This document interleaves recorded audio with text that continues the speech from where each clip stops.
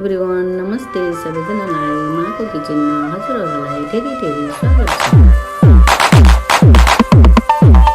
आज म हजुरहरू सामु नयाँ रेसिपी लिएर आएको छु। आज मैले एभोकाडो स्यान्डविच बनाउन गइरहेछु। हजुरहरूले अन्तिमसम्म हेरेर मलाई साथ दिनुहोला। यसको लागि मैले ब्रेड, ससेज, एभोकाडो, प्याज, गोलभेरा लिएको छु। साथीहरू, सुरुमा मैले ससेजलाई सानो चिरा गरेर डिप फ्राई गर्न गइरहेछु। साथीहरू, यो एक ठाउँमा ब्राउन कलर भइसकेपछि अर्को ठाउँमा पल्टाइदिनुपर्छ। राम्रोसँग डिप फ्राई भइसकेपछि एउटा प्लेटमा निकालिदिनुपर्छ। अब एभोकाडोमा मेस गर्नको लागि प्याज र गोलभेरा काटिसकेँ। हेर्नुहोस् त साथीहरू, यो अफ्रिकन एभोकाडो हेर्दाखेरि ठुलो मिठो होला जस्तो छ। अब म यो एभोकाडोलाई सानो पिस गरेर काट्न गइरहेछु। यसको बोक्रा सबै निकालेर टाँच्नुपर्छ।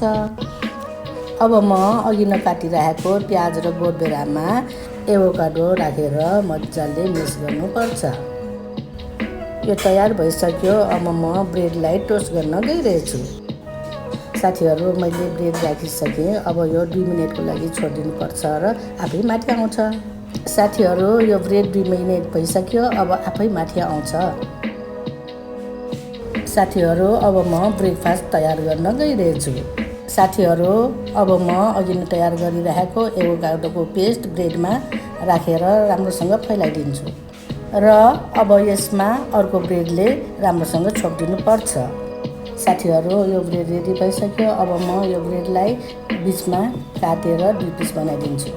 साथीहरू, यो ब्रेकफास्ट रेडी भइसक्यो। हजुरहरूले पनि घरमा यसरी नै बनाएर खानुहोला।